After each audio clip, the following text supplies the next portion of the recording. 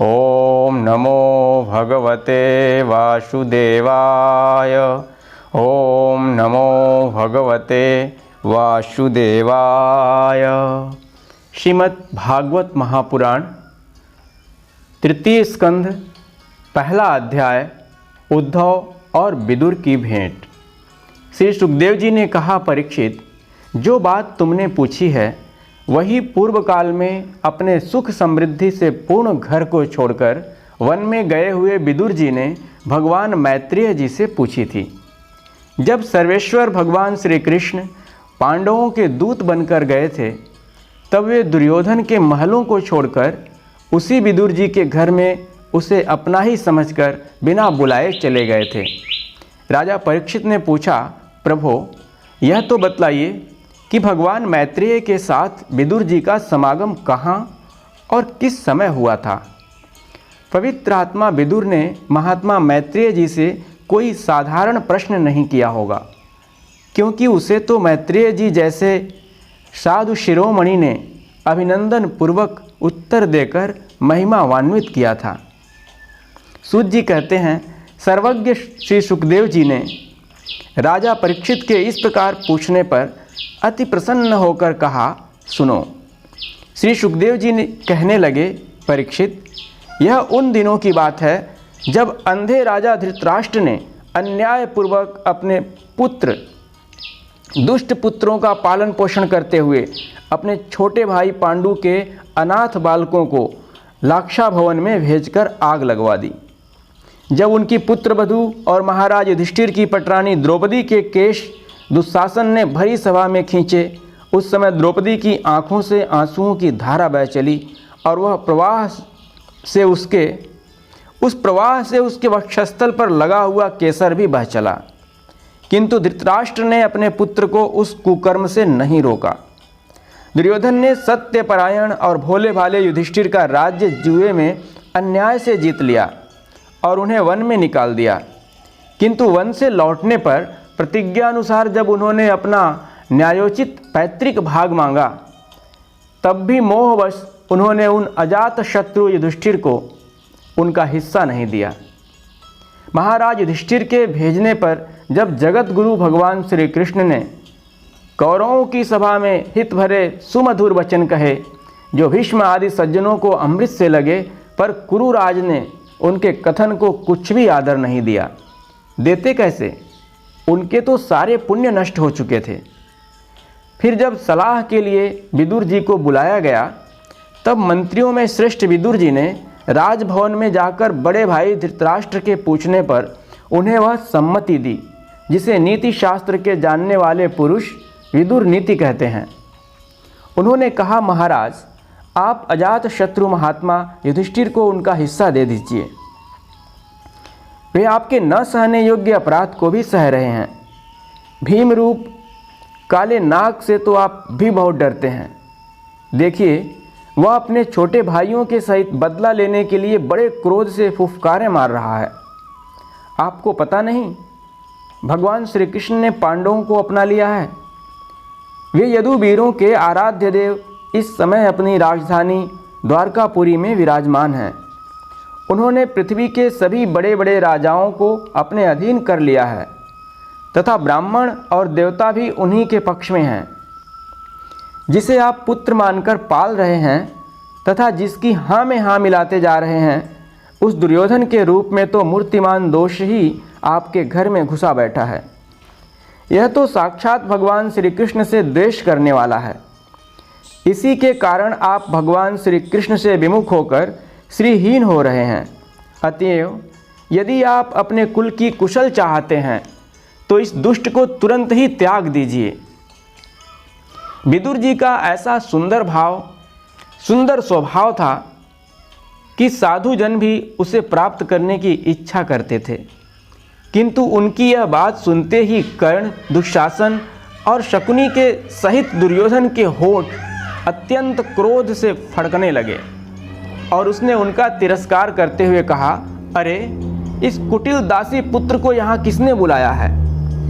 यह जिनके टुकड़े खा खाकर जीता है, उन्हीं के प्रतिकूल होकर शत्रु का काम बनाना चाहता है। इसके प्राण तो मत लो, परंतु इसे हमारे नगर से तुरंत बाहर निकाल दो। भाई के सामने ही कानों में बाण के समान लगने वाले इन अत्यंत कठोर वचनों से मर्माहत होकर भी विदुर जी ने कुछ बुरा न माना और भगवान की माया को प्रबल समझकर अपना धनुष राजद्वार पर रख वे हस्तिनापुर से चल दिए। कौरवों को विदुर जैसे महात्मा बड़े पुण्य से प्राप्त हुए थे। वे हस्तिनापुर से चलकर पुण्य करने की इच्छा से भूमंडल में तीर्थपाद भगवान के क्षेत्रों में विचरने लगे, जहाँ श्रीहरि, ब्रह्मा, रुद्र, अनंत आदि अनेकों मूर्तियों के रूप में विराजमान हैं। जहाँ जहाँ भगवान की प्रतिमाओं से सुशोभित तीर्थस्थान, नगर, पवित्र वन, पर्वत, निकुंज और निर्मल जल से भरे हुए नदी, सरोवर आदि थे, उन सभी स्थानों में वे अकेले ही विचरते रहे। वे अवधूत वेश में स्वच्छंदतापूर्वक पृथ्वी पर विचरते थे, जिससे आत्मीय जन उन्हें पहचान न सकें। वे शरीर को सजाते न थे, पवित्र और साधारण भोजन करते, शुद्ध वृत्ति से जीवन निर्वाह करते, प्रत्येक तीर्थ में स्नान करते, जमीन पर सोते और भगवान को प्रसन्न करने वाले व्रतों का पालन करते रहते थे। इस प्रकार भारतवर्ष में ही विचरते विचरते जब तक वे प्रभास क्षेत्र में पहुँचे, तब तक भगवान श्री कृष्ण की सहायता से महाराज युधिष्ठिर पृथ्वी का एक क्षत्र अखंड राज्य करने लगे थे। वहाँ उन्होंने अपने कौरव बंधुओं के विनाश का समाचार सुना, जो आपस की कलह के कारण परस्पर लड़ भिड़कर उसी प्रकार नष्ट हो गए थे, जैसे अपनी ही रगड़ से उत्पन्न हुई आग से बांसों का सारा जंगल जलकर खाक हो जाता है। यह सुनकर वे शोक करते हुए चुपचाप सरस्वती जी के तीर पर आए। वहाँ उन्होंने त्रित, उष्णा, मनु, पृथु, अग्नि, असित, वायु, सुदास, गौ, गुह और श्राद्ध देव के नामों से प्रसिद्ध 11 तीर्थों का सेवन किया। इनके सिवा पृथ्वी में ब्राह्मण और देवताओं के स्थापित किए हुए जो भगवान विष्णु के और भी अनेकों मंदिर थे, जिनके शिखरों पर भगवान के प्रधान आयुध चक्र के चिन्ह थे और जिनके दर्शन मात्र से श्री कृष्ण का स्मरण हो आता था, उनका भी सेवन किया। वहाँ से चलकर वे धन धान्य पूर्ण सौराष्ट्र, सौवीर, मत्स्य और कुरुजांगल आदि देशों में होते हुए जब कुछ दिनों में यमुना तट पर पहुँचे, तब वहाँ उन्होंने परम भागवत उद्धव जी का दर्शन किया। वे भगवान श्री कृष्ण के प्रख्यात सेवक और अत्यंत शांत स्वभाव थे। वे पहले बृहस्पति जी के शिष्य रह चुके थे। विदुर जी ने उन्हें देखकर प्रेम से गाढ़ आलिंगन किया और उनसे अपने आराध्य भगवान श्री कृष्ण और उनके आश्रित अपने स्वजनों का कुशल समाचार पूछा। विदुर जी कहने लगे, उद्धव जी, पुराण पुरुष बलराम जी और श्री कृष्ण ने अपने ही नाभि कमल से उत्पन्न हुए ब्रह्मा जी की प्रार्थना से इस जगत में अवतार लिया है। वे पृथ्वी का भार उतारकर सबको आनंद देते हुए अब श्री वसुदेव जी के घर कुशल से रह रहे हैं ना? हे प्रियवर, हम कुरुवंशियों के परम सुहृद और पूज्य वसुदेव जी, जो पिता के समान उदारतापूर्वक अपनी कुंती आदि बहनों को उनके स्वामियों का संतोष कराते हुए उनकी सभी मनचाही वस्तुएं देते आए हैं, आनंदपूर्वक है ना? प्यारे उद्धव जी, यादवों के सेनापति वीरवर प्रद्युम्न तो प्रसन्न है ना, जो पूर्व जन्म में कामदेव थे तथा जिन्हें देवी रुक्मिणी जी ने ब्राह्मणों की आराधना करके भगवान से प्राप्त किया था। सात्वत, वृष्णि, भोज और दाशार्ह वंशी यादवों के अधिपति महाराज उग्रसेन तो सुख से हैं ना, जिन्होंने राज्य पाने की आशा का सर्वथा परित्याग कर दिया था, किंतु कमल नयन भगवान श्री कृष्ण ने जिन्हें फिर से राज्य सिंहासन पर बैठाया।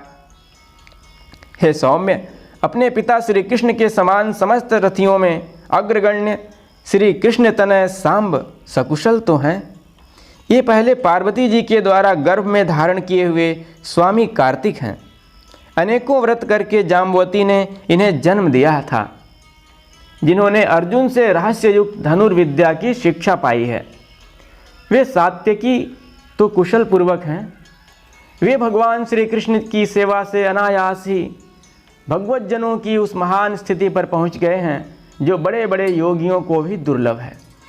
भगवान के शरणागत निर्मल भक्त बुद्धिमान अक्रूर जी भी प्रसन्न है ना, जो श्री कृष्ण के चरण चिन्हों से अंकित व्रज के मार्ग की रज में प्रेम से अधीर होकर लौटने लगे थे। भोजवंशी देवक की पुत्री देवकी जी अच्छी तरह है ना, जो देव माता अदिति के समान ही साक्षात विष्णु भगवान की माता हैं। जैसे वेदत्रयी यज्ञ विस्तार रूप अर्थ को अपने मंत्रों में धारण किए रहती हैं, उसी प्रकार उन्होंने भगवान श्री कृष्ण को अपने गर्भ में धारण किया था। आप भक्तजनों की कामनाएं पूर्ण करने वाले भगवान अनिरुद्ध जी सुखपूर्वक हैं ना, जिन्हें वेदों के आदि कारण और अंतःकरण चतुष्टय के चौथे अंश मन के अधिष्ठाता बतलाते हैं। सौम्य स्वभाव उद्धव जी अपने हृदयेश्वर भगवान श्री कृष्ण का अनन्य भाव से अनुसरण करने वाले जो हृदिक सत्यभामानंदन चारुदेशन और गद आदि अन्य भगवान के पुत्र हैं, वे सब भी कुशल पूर्वक हैं ना। महाराज युधिष्ठिर अपनी अर्जुन और श्री कृष्ण रूप दोनों भुजाओं की सहायता से धर्म मर्यादा का न्याय पूर्वक पालन करते हैं ना। मैदानों की बनाई हुई सभा में इनके राज्य वैभव और दबदबे को देखकर दुर्योधन को बड़ा डाह हुआ था।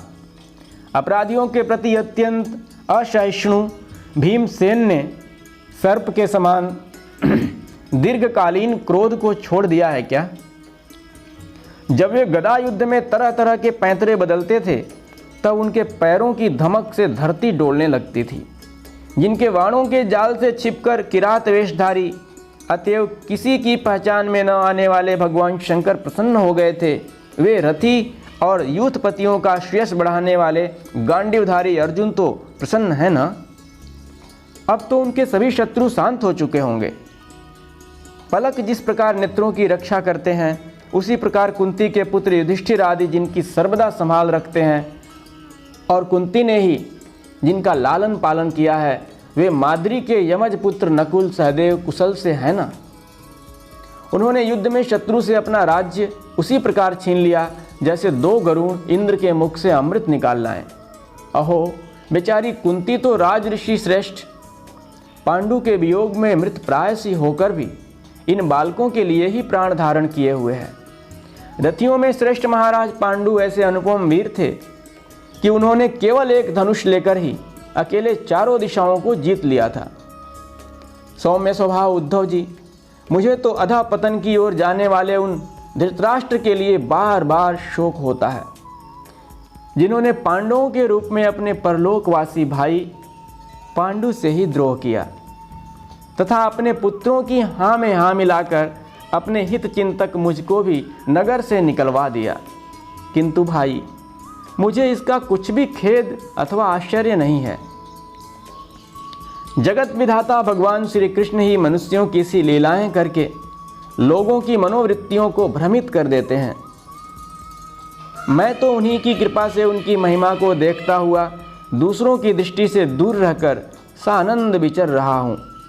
यद्यपि कौरवों ने उनके बहुत से अपराध किए, फिर भी भगवान ने उनकी इसीलिए उपेक्षा कर दी थी कि वे उनके साथ उन दुष्ट राजाओं को भी मारकर अपने शरणागतों का दुख दूर करना चाहते थे, जो धन विद्या और जाति के मद से अंधे होकर कुमार्गगामी हो रहे थे और बार बार अपनी सेनाओं से पृथ्वी को कंपा रहे थे।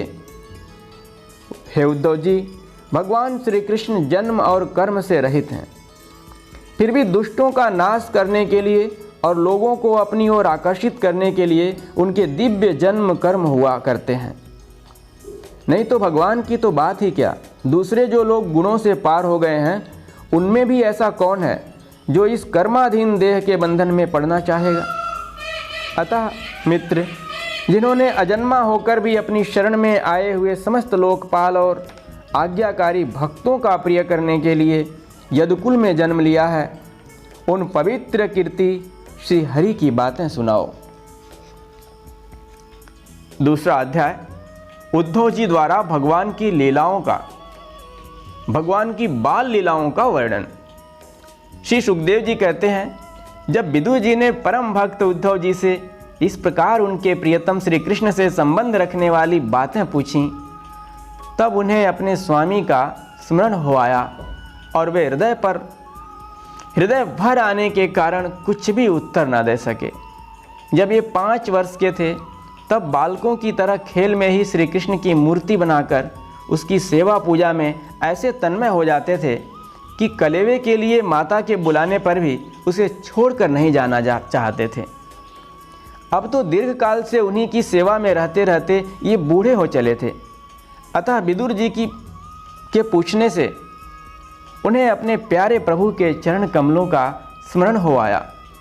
उनका चित्त विरह से व्याकुल हो गया। फिर वे कैसे उत्तर दे सकते थे। उद्धव जी श्री कृष्ण के चरणारविंद मकरंद सुधा से सराबोर होकर 2 घड़ी तक कुछ भी न बोल सके। तीव्र भक्ति योग से उसमें डूबकर वे आनंद मग्न हो गए। उनके सारे शरीर में रोमांच हो आया तथा मुदे हुए नेत्रों से प्रेम के आंसुओं की धारा बहने लगी। उद्धव जी को इस प्रकार प्रेम प्रवाह में डूबे हुए देखकर विदुर जी ने उन्हें कृत्य माना। कुछ समय बाद जब उद्धव जी भगवान के प्रेम धाम से उतरकर पुनः धीरे धीरे संसार में आए, तब अपने नेत्रों को पोंछकर भगवत लीलाओं का स्मरण हो आने से विस्मित हो विदुर जी से इस प्रकार कहने लगे। उद्धव जी बोले, विदुर जी, श्री कृष्ण रूप सूर्य के छिप जाने से हमारे घरों को काल रूप अजगर ने खा डाला है। वे श्रीहीन हो गए हैं।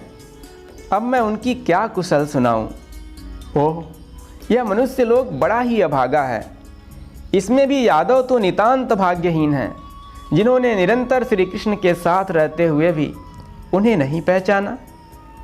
जिस तरह अमृतमय चंद्रमा के समुद्र में रहते समय मछलियां उन्हें नहीं पहचान सकी थीं, यादव लोग मन के भाव को ताड़ने वाले, बड़े समझदार और भगवान के साथ एक ही स्थान में रहकर क्रीड़ा करने वाले थे, तो भी उन सब ने समस्त विश्व के आश्रय सर्वांतर्यामी श्री कृष्ण को एक श्रेष्ठ यादव ही समझा।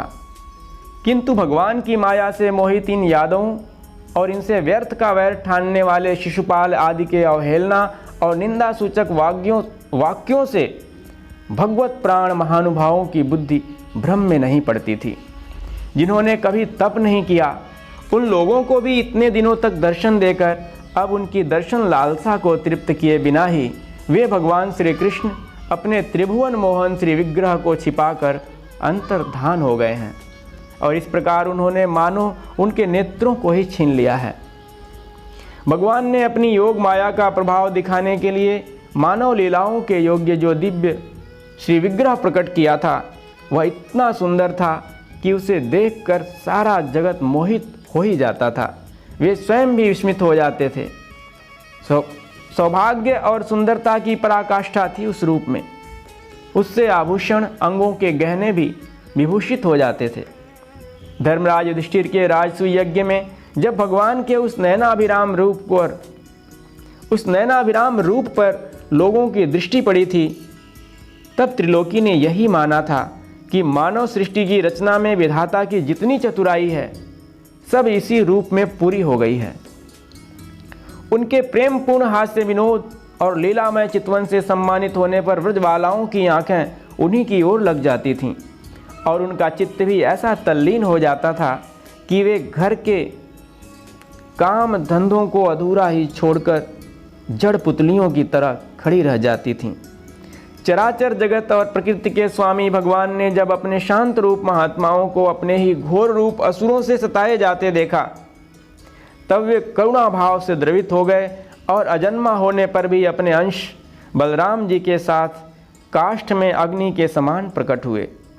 अजन्मा होकर भी वसुदेव जी के यहाँ जन्म लेने की लीला करना, सबको अभय देने वाले होने पर भी मानो कंस के भय से व्रज में जाकर छिप रहना और अनंत पराक्रमी होने पर भी काल यवन के सामने मथुरापुरी को छोड़कर भाग जाना, भगवान की ये लीलाएं याद आकर मुझे बेचैन कर डालती हैं। उन्होंने जो देवकी वसुदेव की चरण वंदना करके कहा था, पिताजी, माताजी, कंस का बड़ा भय रहने के कारण मुझसे आपकी कोई सेवा न बन सकी। आप मेरे इस अपराध पर ध्यान न देकर मुझ पर प्रसन्न हो। श्री कृष्ण की ये बातें जब याद आती हैं तब आज भी मेरा चित्त अत्यंत व्यथित हो जाता है। जिन्होंने काल रूप अपने भ्रिकुट विलास से ही पृथ्वी का सारा भार उतार दिया था, उन श्री कृष्ण के पाद पद्म पराग का सेवन करने वाला ऐसा कौन पुरुष है जो उसे भूल सके। आप लोगों ने राजसूय यज्ञ में प्रत्यक्ष ही देखा था कि श्री कृष्ण से द्वेष करने वाले शिशुपाल को वह सिद्धि मिल गई जिसकी बड़े बड़े योगी भली भांति योग साधना करके स्पृहा करते रहते हैं। उनका विरह भला कौन सह सकता है। शिशुपाल के ही समान महाभारत युद्ध में जिन दूसरे योद्धाओं ने अपनी आंखों से भगवान श्री कृष्ण के नयनाभिराम मुख कमल का मकरंद पान करते हुए अर्जुन के बाणों से बिंधकर प्राण त्याग किया, वे पवित्र होकर सब के सब भगवान के परम धाम को प्राप्त हो गए। स्वयं भगवान श्री कृष्ण तीनों लोकों के अधीश्वर हैं, उनके समान भी कोई नहीं है, उनसे बढ़कर तो कौन होगा। वे अपने स्वतः सिद्ध ऐश्वर्य से ही सर्वदा पूर्ण काम हैं। इंद्र आदि असंख्य लोकपालगण नाना प्रकार की भेंटें ला लाकर अपने मुकुटों के अग्रभाग से उनके चरण रखने की चौकी को प्रणाम किया करते हैं। विदुर जी, वे ही भगवान श्री कृष्ण राज सिंहासन पर बैठे हुए उग्रसेन के सामने खड़े होकर निवेदन करते थे, देव हमारी प्रार्थना सुनिए। उनके इस सेवा भाव की याद आते ही हम जैसे सेवकों का चित्त अत्यंत व्यथित हो जाता है। पापिनी पूतना ने अपने स्तनों में हलाहल विष लगाकर श्री कृष्ण को मार डालने की नियत से उन्हें दूध पिलाया था। उसको भी भगवान ने वह परम गति दी जो धाय को मिलनी चाहिए। उन भगवान श्री कृष्ण के अतिरिक्त और कौन दयालु है जिसकी शरण ग्रहण करें। मैं असुरों को भी भगवान का भक्त समझता हूँ, क्योंकि वैर भाव जनित क्रोध के कारण उनका चित्त सदा श्री कृष्ण में लगा रहता था और उन्हें रणभूमि में सुदर्शन चक्रधारी भगवान को कंधे पर चढ़ाकर झपटते हुए गरुण जी के दर्शन हुआ करते थे। ब्रह्मा जी की प्रार्थना से पृथ्वी का भार उतारकर उसे सुखी करने के लिए कंस के कारागार में वसुदेव देवकी के यहाँ भगवान ने अवतार लिया था। उस समय कंस के डर से पिता वसुदेव जी ने उन्हें नंद बाबा के व्रज में पहुंचा दिया था। वहाँ वे बलराम जी के साथ 11 वर्ष तक इस प्रकार छिप कर रहे कि उनका प्रभाव व्रज के बाहर किसी पर प्रकट नहीं हुआ। यमुना के उपवन में जिसके हरे भरे वृक्षों पर कलरव करते हुए पक्षियों के झुंड रहते हैं, भगवान श्री कृष्ण ने बछड़ों को चराते हुए ग्वाल बालों की मंडली के साथ विहार किया था। वे ब्रजवासियों की दृष्टि आकृष्ट करने के लिए अनेकों बाल लीलाएं उन्हें दिखाते थे। कभी रोने से लगते, कभी हंसते और कभी सिंह शावक के समान मुग्ध दृष्टि से देखते। फिर कुछ बड़े होने पर वे सफ़ेद बैल और रंग बिरंगी शोभा की मूर्ति गौओं को चराते हुए अपने साथी गोपों को बांसुरी बजा बजा कर रिझाने लगे। इसी समय जब कंस ने उन्हें मारने के लिए बहुत से मायावी और मनमाना रूप धारण करने वाले राक्षस भेजे, तब उनको खेल ही खेल में भगवान ने मार डाला, जैसे बालक खिलौनों को तोड़ फोड़ डालता है। कालीय नाग का दमन करके विष मिला हुआ जल पीने से मरे हुए ग्वाल बालों और गौओं को जीवित कर उन्हें कालीय दह का निर्दोष जल पीने की सुविधा कर दी। भगवान श्री कृष्ण ने बढ़े हुए धन का सद्व्यय कराने की इच्छा से श्रेष्ठ ब्राह्मणों के द्वारा नंद बाबा से गोवर्धन पूजा रूप गो यज्ञ करवाया। हे भद्र, इससे अपना मान भंग होने के कारण जब इंद्र ने क्रोधित होकर ब्रज का विनाश करने के लिए मूसलाधार जल बरसाना आरंभ किया, तब भगवान ने करुणावश खेल ही खेल में छत्ते के समान गोवर्धन पर्वत को उठा लिया और अत्यंत घबराए हुए ब्रजवासियों की तथा उनके पशुओं की रक्षा की। संध्या के समय जब सारे वृंदावन में शरद के चंद्रमा की चांदनी छिटक जाती, तब श्री कृष्ण उसका सम्मान करते हुए मधुर गान करते और गोपियों के मंडल की शोभा बढ़ाते हुए उनके साथ रास विहार करते। तीसरा अध्याय, भगवान के अन्य लीला चरित्रों का वर्णन। उद्धव जी कहते हैं, इसके बाद श्री कृष्ण अपने माता पिता देवकी वसुदेव को सुख पहुंचाने की इच्छा से बलदेव जी के साथ मथुरा पधारे और उन्होंने शत्रु समुदाय के स्वामी कंस को ऊंचे सिंहासन से नीचे पटककर तथा उसके प्राण लेकर उसकी लाश को बड़े जोर से पृथ्वी पर घसीटा। सांदीपनी मुनि के द्वारा एक बार उच्चारण किए हुए सांगोपांग वेद का अध्ययन करके दक्षिणा स्वरूप उनके मरे हुए पुत्र को पंचजन नामक राक्षस के पेट से अर्थात यमपुरी से लाकर दे दिया। भीष्मक नंदिनी रुक्मिणी के सौंदर्य से अथवा रुक्मी के बुलाने से जो शिशुपाल और उसके सहायक वहां आए हुए थे, उनके सिर पर पैर रखकर गंधर्व विधि के द्वारा विवाह करने के लिए अपनी नित्य संगिनी रुक्मिणी को वे वैसे ही हरण कर लाए जैसे गरुण अमृत कलश को ले आए थे। स्वयंवर में 7 बिना नथे हुए बैलों को नाथ कर नाग्नजिति अर्थात सत्या से विवाह किया। इस प्रकार मान भंग हो जाने पर मूर्ख राजाओं ने शस्त्र उठाकर राजकुमारी को छीनना चाहा। तब भगवान श्री कृष्ण ने स्वयं बिना घायल हुए अपने शस्त्रों से उन्हें मार डाला। भगवान विषयी पुरुषों की सी लीला करते हुए अपनी प्राण प्रिया सत्यभामा को प्रसन्न करने की इच्छा से उनके लिए स्वर्ग से कल्प वृक्ष उखाड़ लाए। उस समय इंद्र ने क्रोध से अंधे होकर अपने सैनिकों सहित उन पर आक्रमण कर दिया, क्योंकि वह निश्चय ही अपनी स्त्रियों का किणा मृग बना हुआ है। अपने विशाल डील डौल से आकाश को भी ढक देने वाले अपने पुत्र भौमासुर को भगवान के हाथ से मरा हुआ देखकर पृथ्वी ने जब उनसे प्रार्थना की, तब उन्होंने भौमासुर के 2 पुत्र भगदत्त को उसका बचा हुआ राज्य देकर उसके अंतःपुर में प्रवेश किया। वहाँ भौमासुर द्वारा हर कर लाई हुई बहुत सी राजकन्याएं थीं। वे दीन बंधु श्री कृष्णचंद्र को देखते ही खड़ी हो गईं और सबने महान हर्ष, लज्जा एवं प्रेम पूर्ण चितवन से तत्काल ही भगवान को पति रूप में वरण कर लिया। तब भगवान ने अपनी निज शक्ति योग माया से उन ललनाओं के अनुरूप उतने ही रूप धारण कर उन सब का अलग अलग महलों में एक ही मुहूर्त में विधिवत पाणी ग्रहण किया। अपनी लीला का विस्तार करने के लिए उन्होंने उनमें से प्रत्येक के गर्भ से सभी गुणों में अपने ही समान 10-10 पुत्र उत्पन्न किए। जब काल यवन, जरासंध और शाल्वादि ने अपनी सेनाओं से मथुरा और द्वारकापुरी को घेरा था, तब भगवान ने निज जनों को अपनी अलौकिक शक्ति देकर उन्हें स्वयं मरवाया था। शंबर, द्विविद, बाणासुर, मूर, वल्वल तथा दंतवक्त्र आदि अन्य योद्धाओं में से भी किसी को उन्होंने स्वयं मारा था और किसी को दूसरों से मरवाया। इसके बाद उन्होंने आपके भाई धृतराष्ट्र और पांडु के पुत्रों का पक्ष लेकर आए हुए राजाओं का भी संहार किया, जिनके सेना सहित कुरुक्षेत्र में पहुंचने पर पृथ्वी डगमगाने लगी थी।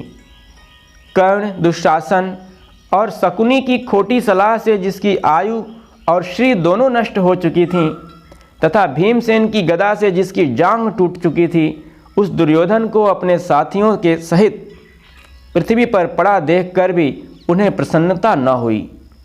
वे सोचने लगे, यदि द्रोण, भीष्म, अर्जुन और भीमसेन के द्वारा इस 18 अक्षौहिणी सेना का विपुल संहार हो भी गया तो इससे पृथ्वी का कितना भार हल्का हुआ। अभी तो मेरे अंश रूप प्रद्युम्न आदि के बल से बढ़े हुए यादवों का दुस्सह दल बना ही हुआ है। जब ये मधुपान से मतवाले हो लाल लाल होकर लाल लाल आंखें करके आपस में लड़ने लगेंगे, तब उससे ही इनका नाश होगा। इसके सिवा और कोई उपाय नहीं है। असल में मेरे संकल्प करने पर ये स्वयं ही अंतर ध्यान हो जाएंगे। यूँ सोचकर भगवान ने युधिष्ठिर को अपनी पैतृक राजगद्दी पर बैठाया और अपने सभी सगे संबंधियों को सत्पुरुषों का मार्ग दिखाकर आनंदित किया। उत्तरा के उदर में जो अभिमन्यु ने पुरुवंश का बीज स्थापित किया था, वह भी अश्वत्थामा के ब्रह्मास्त्र से नष्ट सा हो चुका था, किंतु भगवान ने उससे बचा लिया। उन्होंने धर्मराज युधिष्ठिर से 3 अश्वमेध यज्ञ करवाए और वे भी श्री कृष्ण के अनुगामी होकर अपने छोटे भाइयों की सहायता से पृथ्वी की रक्षा करते हुए बड़े आनंद से रहने लगे। विश्वात्मा श्री भगवान ने भी द्वारकापुरी में रहकर लोक और वेद की मर्यादा का पालन करते हुए सब प्रकार के भोग भोगे, किंतु सांख्य योग की स्थापना करने के लिए उनमें कभी आसक्त नहीं हुए। मधुर मुस्कान, स्नेहमयी चितवन, सुधामयी वाणी, निर्मल चरित्र तथा समस्त शोभा और सुंदरता के निवास अपने श्री विग्रह से लोक परलोक और विशेषतया यादवों को आनंदित किया तथा रात्रि में अपनी प्रियाओं के साथ क्षणिक अनुराग युक्त होकर समयोचित विहार किया और इस प्रकार उन्हें भी सुख दिया। इस तरह बहुत वर्षों तक विहार करते करते उन्हें गृहस्थ आश्रम संबंधी भोग सामग्रियों से वैराग्य हो गया। ये भोग सामग्रियां ईश्वर के अधीन हैं और जीव भी उनके अधीन है। जब योगेश्वर भगवान श्री कृष्ण को ही उनसे वैराग्य हो गया, तब भक्ति योग के द्वारा उनका अनुगमन करने वाला भक्त तो उन पर विश्वास ही कैसे करेगा। एक बार द्वारकापुरी में खेलते हुए यदुवंशी और भोजवंशी बालकों ने खेल खेल में कुछ मुनीश्वरों को चिढ़ा दिया। तब यादव कुल का नाश ही भगवान को अभिष्ट है, यह समझकर उन ऋषियों ने बालकों को शाप दे दिया। इसके कुछ ही महीने बाद भाविवश वृष्णि, भोज और अंधक वंशी यादव बड़े हर्ष से रथों पर चढ़कर प्रभास क्षेत्र को गए। वहाँ स्नान करके उन्होंने उस तीर्थ से जल से पितर, देवता और ऋषियों का तर्पण किया तथा ब्राह्मणों को श्रेष्ठ गौएं दीं। उन्होंने सोना, चांदी, शैया, वस्त्र, मृगचर्म, कंबल, पालकी, रथ, हाथी, कन्याएं और ऐसी भूमि जिससे जीविका चल सके तथा नाना प्रकार के सरस अन्न भी भगवत अर्पण करके ब्राह्मणों को दिए। इसके पश्चात गऊ और ब्राह्मणों के लिए ही प्राण धारण करने वाले उन वीरों ने पृथ्वी पर सिर टेक कर उन्हें प्रणाम किया। चौथा अध्याय, उद्धव जी से विदा होकर विदुर जी का मैत्रेय ऋषि के पास जाना। उद्धव जी ने कहा, फिर ब्राह्मणों की आज्ञा पाकर यादवों ने भोजन किया और वारुणी मदिरा पी। उससे उनका ज्ञान नष्ट हो गया और वे दुर्वचनों से एक दूसरे के हृदय को चोट पहुंचाने लगे। मदिरा के नशे से उनकी बुद्धि बिगड़ गई और जैसे आपस की रगड़ से बांसों में आग लग जाती है, उसी प्रकार सूर्यास्त होते होते उनमें मार काट होने लगी। भगवान अपनी माया की उस विचित्र गति को देखकर सरस्वती के जल से आचमन करके एक वृक्ष के नीचे बैठ गए। इससे पहले ही शरणागतों का दुख दूर करने वाले भगवान श्री कृष्ण ने अपने कुल का संहार करने की इच्छा होने पर मुझसे कह दिया था कि तुम बद्रिका आश्रम चले जाओ। विदुर जी, इससे यद्यपि मैं उनका आशय समझ गया था, तो भी स्वामी के चरणों का वियोग न सह सकने के कारण मैं उनके पीछे पीछे प्रभास क्षेत्र में पहुंच गया। वहां मैंने देखा कि जो सबके आश्रय हैं किंतु जिनका कोई और आश्रय नहीं है, वे प्रियतम प्रभु शोभाधाम श्याम सुंदर सरस्वती के तट पर अकेले ही बैठे हैं। दिव्य विशुद्ध सत्वमय अत्यंत सुंदर श्याम शरीर है, शांति से भरी रत्नारी आँखें हैं। उनकी 4 भुजाएं और रेशमी पीतांबर देखकर मैंने उनको दूर से ही पहचान लिया। वे एक पीपल के छोटे से वृक्ष का सहारा लिए बाईं जांघ पर दायां चरण कमल रखे बैठे थे। भोजन पान का त्याग कर देने पर भी वे आनंद से प्रफुल्लित हो रहे थे। इसी समय व्यास जी के प्रिय मित्र परम भागवत सिद्ध मैत्रेय जी लोकों में स्वच्छंद विचरते हुए वहां आ पहुँचे। मैत्रेय मुनि भगवान के अनुरागी भक्त हैं। आनंद और भक्ति भाव से उनकी गर्दन झुक रही थी। उनके सामने ही श्री हरि ने प्रेम एवं मुस्कान युक्त चितवन से मुझे आनंदित करते हुए कहा। श्री भगवान कहने लगे, मैं तुम्हारी आंतरिक अभिलाषा जानता हूँ, इसलिए मैं तुम्हें वह साधन देता हूँ जो दूसरों के लिए अत्यंत दुर्लभ है। उद्धव, तुम पूर्व जन्म में वसु थे। विश्व की रचना करने वाले प्रजापतियों और वसुओं के यज्ञ में मुझे पाने की इच्छा से ही तुमने मेरी आराधना की थी। साधु स्वभाव उद्धव जी, साधु स्वभाव उद्धव, संसार में तुम्हारा यह अंतिम जन्म है, क्योंकि इसमें तुमने मेरा अनुग्रह प्राप्त कर लिया है। अब मैं मर्त्यलोक को छोड़कर अपने धाम में जाना चाहता हूँ। इस समय यहाँ एकांत में तुमने अपनी अनन्य भक्ति के कारण ही मेरा दर्शन पाया है। यह बड़े सौभाग्य की बात है।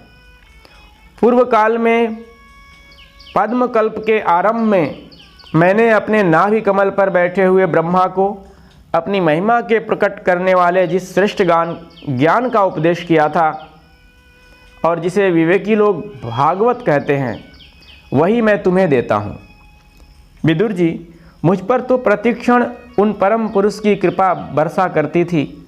इस समय उनके इस प्रकार आदरपूर्वक कहने से स्नेहवश मुझे रोमांच हो आया। मेरी वाणी गदगद हो गई और नेत्रों से आंसुओं की धारा बहने लगी। उस समय मैंने हाथ जोड़कर उनसे कहा, स्वामिन, आपके चरण कमलों की सेवा करने वाले पुरुषों को इस संसार में अर्थ, धर्म, काम, मोक्ष, इन चारों में से कोई भी पदार्थ दुर्लभ नहीं है। तथापि मुझे उनमें से किसी की इच्छा नहीं है। मैं तो केवल आपके चरण कमलों की सेवा के लिए ही लालायित रहता हूँ।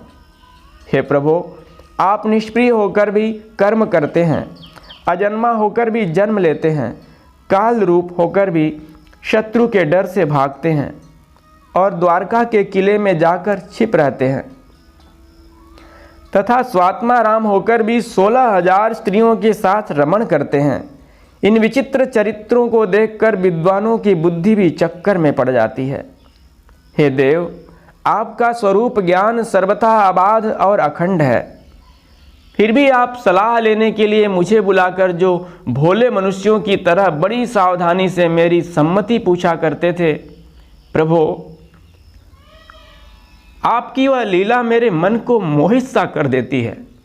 हे स्वामिन, अपने स्वरूप का गूढ़ रहस्य प्रकट करने वाला जो श्रेष्ठ एवं समग्र ज्ञान आपने ब्रह्मा जी को बतलाया था, वह यदि मेरे समझने योग्य हो तो मुझे भी सुनाइए, जिससे मैं भी इस संसार दुख को सुगमता से पार कर जाऊं।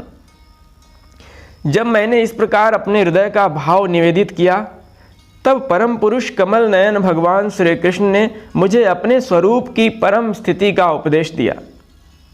इस प्रकार पूज्यपाद गुरु श्री कृष्ण से आत्म तत्व की उपलब्धि का साधन सुनकर तथा उन प्रभु के चरणों की वंदना और परिक्रमा करके मैं यहाँ आया हूँ।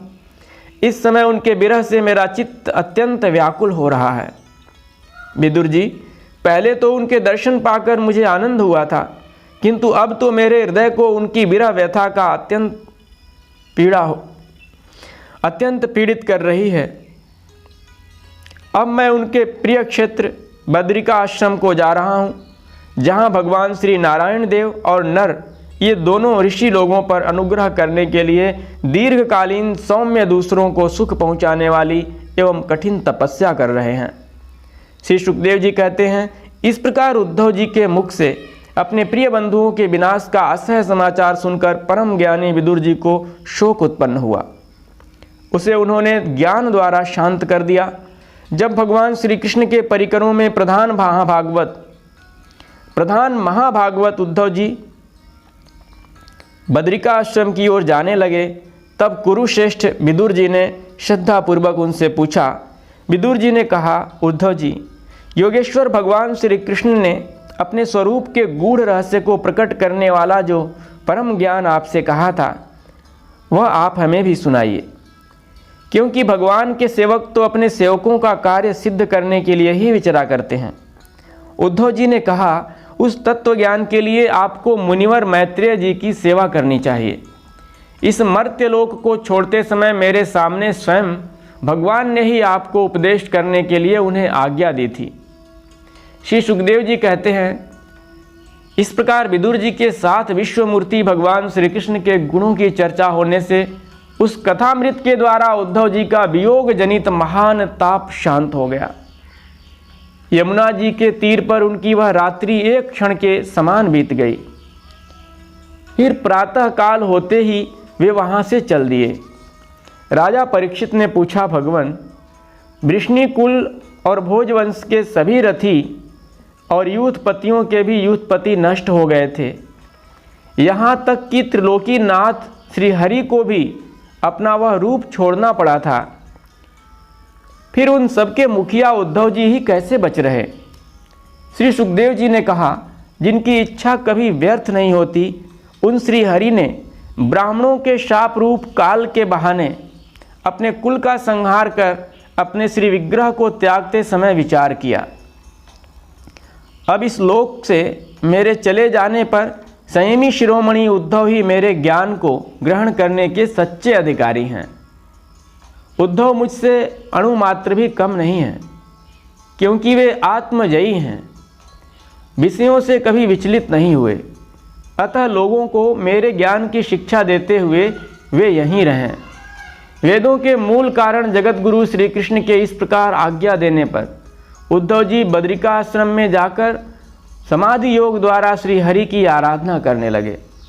कुरुश्रेष्ठ परीक्षित, परमात्मा श्री कृष्ण ने लीला से ही अपना श्री विग्रह प्रकट किया था और लीला से ही उसे अंतर्धान भी कर दिया। उनका वह अंतर्धान होना भी धीर पुरुषों का उत्साह बढ़ाने वाला तथा दूसरे पशुतुल्य अधीर पुरुषों के लिए अत्यंत दुष्कर था। परम भागवत उद्धव जी के मुख से उनके प्रशंसनीय कर्म और इस प्रकार अंतर्धान होने का समाचार पाकर तथा यह जानकर कि भगवान ने परम धाम जाते समय मुझे भी स्मरण किया था, विदुर जी उद्धव जी के चले जाने पर प्रेम से विह्वल होकर रोने लगे।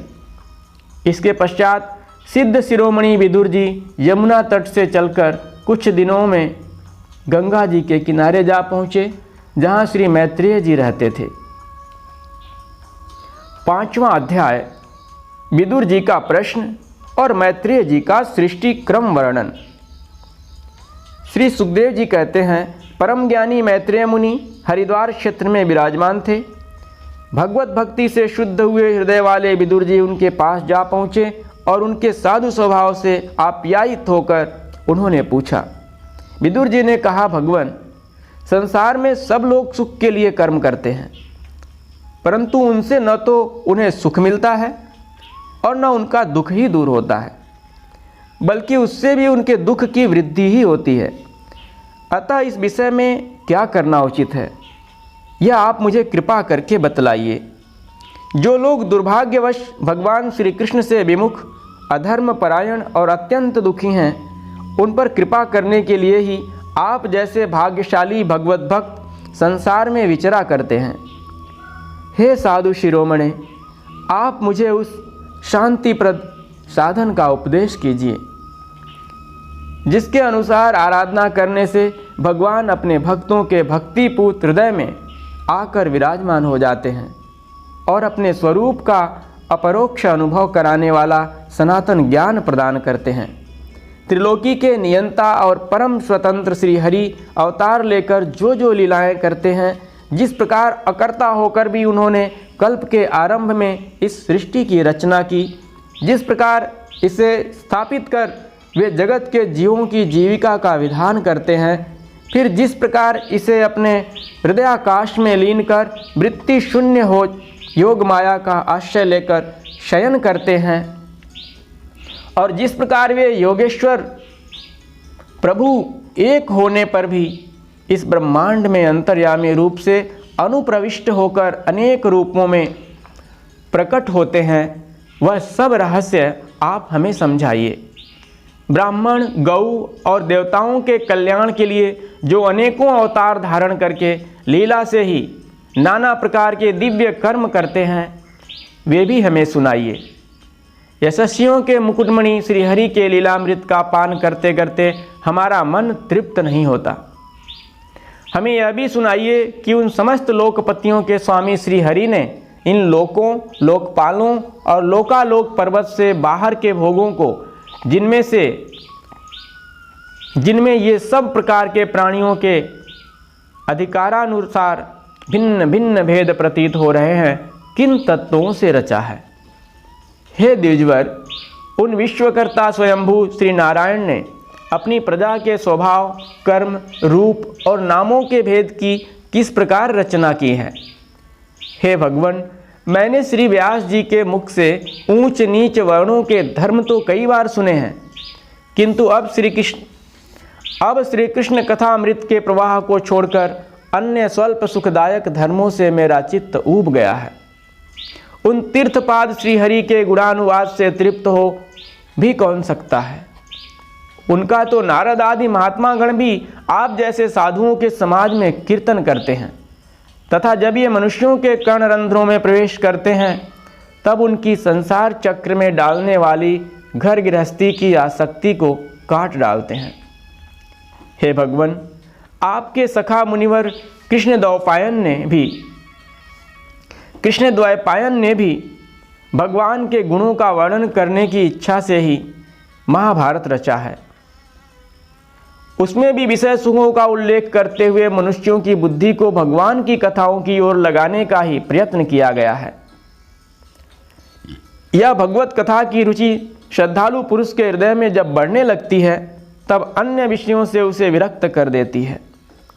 वह भगवत चरणों के निरंतर चिंतन से आनंदमग्न हो जाता है और उस पुरुष के सभी दुखों का तत्काल अंत हो जाता है।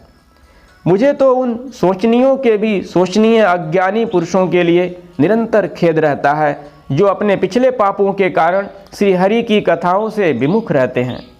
हाय, काल भगवान उनके अमूल्य जीवन को काट रहे हैं और वे वाणी, देह और मन से व्यर्थ वाद विवाद, व्यर्थ चेष्टा और व्यर्थ चिंतन में लगे रहते हैं।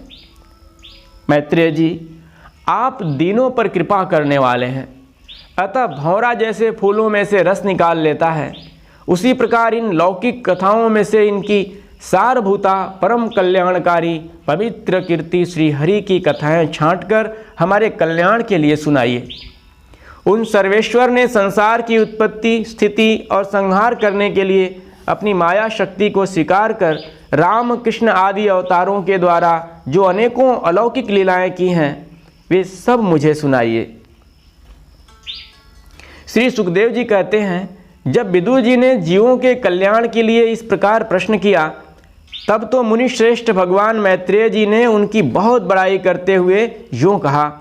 मैत्रेय जी बोले, साधु स्वभाव विदुर जी, आपने सब जीवों पर अत्यंत अनुग्रह करके यह बड़ी अच्छी बात पूछी है। आपका चित्त तो सर्वदा श्री भगवान में ही लगा रहता है, तथापि इससे संसार में भी आपका बहुत सुयश फैलेगा। आप श्री व्यास जी के औरस पुत्र हैं, इसलिए आपके लिए यह कोई बड़ी बात नहीं है कि आप अनन्य भाव से सर्वेश्वर श्री हरि के ही आश्रित हो गए हैं। आप प्रजा को दंड देने वाले भगवान यम ही हैं। मांडव्य ऋषि का शाप होने के कारण ही आपने श्री व्यास जी के वीर्य से उनके भाई विचित्रवीर्य की भोग पत्नी दासी के गर्भ से जन्म लिया है। आप सर्वदा ही श्री भगवान और उनके भक्तों को अत्यंत प्रिय हैं, इसीलिए भगवान निज धाम पधारते समय मुझे आपको ज्ञान उपदेश करने की आज्ञा दे गए हैं। इसलिए अब मैं जगत की उत्पत्ति, स्थिति और लय के लिए योग माया के द्वारा विस्तारित हुई भगवान की विभिन्न लीलाओं का क्रमशः वर्णन करता हूँ। सृष्टि रचना के पूर्व समस्त आत्माओं के आत्मा एक पूर्ण परमात्मा ही थे, न दृष्टा था न दृश्य। सृष्टि काल में अनेक वृत्तियों के भेद से जो अनेकता दिखाई पड़ती है वह भी वही थे, क्योंकि उनकी इच्छा केवल अकेले रहने की थी। वे ही दृष्टा होकर देखने लगे, परंतु उन्हें दृश्य दिखाई नहीं पड़ा, क्योंकि उस समय वे ही अद्वितीय रूप से प्रकाशित हो रहे थे। ऐसी अवस्था में वे अपने को असत के समान समझने लगे। वस्तुतः वे असत नहीं थे, क्योंकि उनकी शक्तियाँ ही सोई थीं, उनके ज्ञान का लोप नहीं हुआ था। यह दृष्टा और दृश्य का अनुसंधान करने वाली शक्ति ही कारण रूपा माया है। महाभाग विदुर जी, इस भावाभाव रूप अनिर्वचनीय माया के द्वारा ही भगवान ने इस विश्व का निर्माण किया है। काल शक्ति से जब यह त्रिगुणमयी माया क्षोभ को प्राप्त हुई, तब उन इंद्रियातीत चिन्मय परमात्मा ने अपने अंश पुरुष रूप से उसमें चिदाभास रूप बीज स्थापित किया। तब काल की प्रेरणा से उस अव्यक्त माया से महत् तत्व प्रकट हुआ।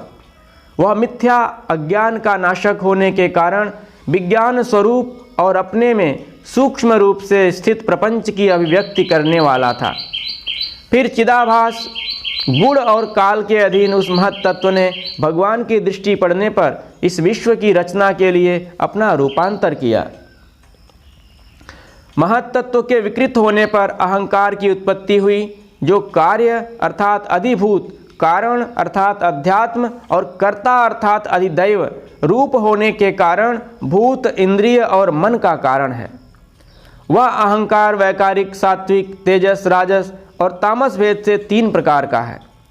अतः अहं तत्व में विकार होने पर वैकारिक अहंकार से मन और जिनसे विषयों का ज्ञान होता है वे इंद्रियों के अधिष्ठाता देवता हुए। तेजस अहंकार से ज्ञान इंद्रियां और कर्म इंद्रियां हुईं तथा तामस अहंकार से सूक्ष्म भूतों का कारण शब्द तन्मात्र हुआ और उससे दृष्टांत रूप से आत्मा का बोध कराने वाला आकाश उत्पन्न हुआ। भगवान की दृष्टि जब आकाश पर पड़ी, तब उससे फिर काल, माया और चिदाभास के योग से स्पर्श तन्मात्रा हुआ और उससे विकृत होने पर उससे वायु की उत्पत्ति हुई। अत्यंत बलवान वायु ने आकाश के सहित विकृत होकर रूप तन्मात्रा की रचना की और उससे संसार का प्रकाशक तेज उत्पन्न हुआ। फिर परमात्मा की दृष्टि पड़ने पर वायु युक्त तेज ने काल, माया और चिद अंश से योग से विकृत होकर रस तन्मात्र के कार्य जल को उत्पन्न किया। तदनंतर तेज से युक्त जल ने ब्रह्म का दृष्टिपात होने पर काल, माया और चिद अंश के योग से गंध गुणमयी पृथ्वी को उत्पन्न किया। हे विदुर जी, इन आकाश आदि भूतों में से जो जो भूत पीछे पीछे उत्पन्न हुए हैं, उनमें क्रमशः अपने पूर्व भूतों के गुण भी अनुगत समझने चाहिए। ये महत् तत्व आदि के अभिमानी विकार, विक्षेप और चेतनांश विशिष्ट देवगण श्री भगवान के ही अंश हैं, किंतु पृथक पृथक रहने के कारण जब वे विश्व रचना रूप अपने कार्य में सफल नहीं हुए, तब हाथ जोड़कर भगवान से कहने लगे। देवताओं ने कहा, देव, हम आपके चरण कमलों की वंदना करते हैं। ये अपनी शरण में आए हुए जीवों को ताप दूर करने के लिए छत्र के समान है तथा इनका आश्रय लेने से यतिजन अनंत संसार दुख को सुगमता से ही दूर फेंक देते हैं। जगतकर्ता जगदीश्वर इस संसार में तापत्रय से व्याकुल रहने के कारण जीवों को जरा भी शांति नहीं मिलती। इसलिए भगवान, हम आपके चरणों की ज्ञानमयी छाया का आश्रय लेते हैं। मुनिजन एकांत स्थान में रहकर आपके मुख कमल का आश्रय लेने वाले वेद मंत्र रूप पक्षियों के द्वारा जिनका अनुसंधान करते रहते हैं तथा जो संपूर्ण पापनाशिनी नदियों में श्रेष्ठ श्री गंगा जी के उद्गम स्थान हैं, आपके उन परम पावन पाद पद्मियों का हम आश्रय लेते हैं। हम आपके चरण कमलों की उस चौकी का आश्रय ग्रहण करते हैं जिसे भक्तजन श्रद्धा और श्रवण कीर्तन आदि रूप भक्ति से परिमार्जित अंतःकरण में धारण करके वैराग्य पुष्ट ज्ञान के द्वारा परम धीर हो जाते हैं। हे ईश, आप संसार की उत्पत्ति, स्थिति और संहार के लिए ही अवतार लेते हैं। अतः हम सब आपके उन चरण कमलों की शरण लेते हैं जो अपना स्मरण करने वाले भक्तजनों को अभय कर देते हैं। जिन पुरुषों का देह, गेह तथा उनसे संबंध रखने वाले अन्य तुच्छ पदार्थों में अहंता, ममता का दृढ़ दुराग्रह है, उनके शरीर में आपके अंतर्यामी रूप से रहने पर भी जो अत्यंत दूर हैं, उन्हीं आपके चरणार बिंदों को हम भजते हैं। परम यशस्वी परमेश्वर, इंद्रियों के विषयाभिमुख रहने के कारण जिनका मन सर्वदा बाहर ही भटका करता है, वे पामर लोग आपके विलासपूर्ण पाद विन्यास की शोभा के विशेषज्ञ भक्तजनों का दर्शन नहीं कर पाते। इसी से वे आपके चरणों से दूर रहते हैं। हे देव, आपके कथामृत का पान करने से उमड़ी हुई भक्ति के कारण जिनका अंतःकरण निर्मल हो गया है, वे लोग वैराग्य ही जिसका सार है, ऐसा आत्मज्ञान प्राप्त करके अनायास ही आपके वैकुंठ धाम को चले जाते हैं।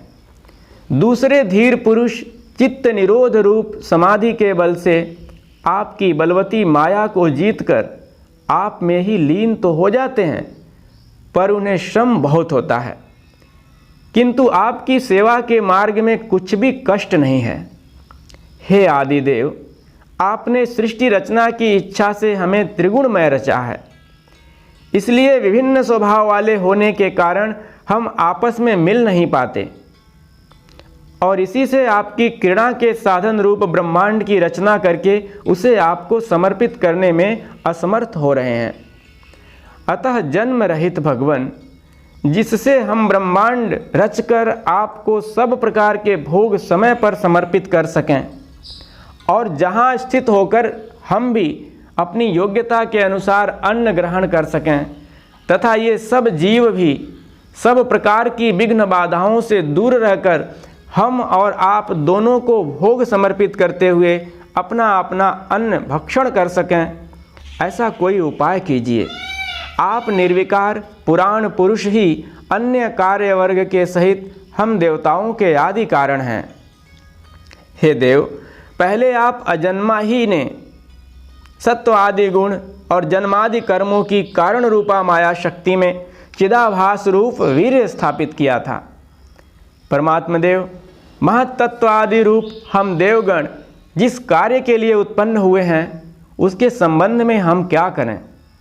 हे देव, हम पर आप ही अनुग्रह करने वाले हैं, इसलिए ब्रह्मांड रचना के लिए आप हमें क्रिया शक्ति के सहित अपनी ज्ञान शक्ति भी प्रदान कीजिए।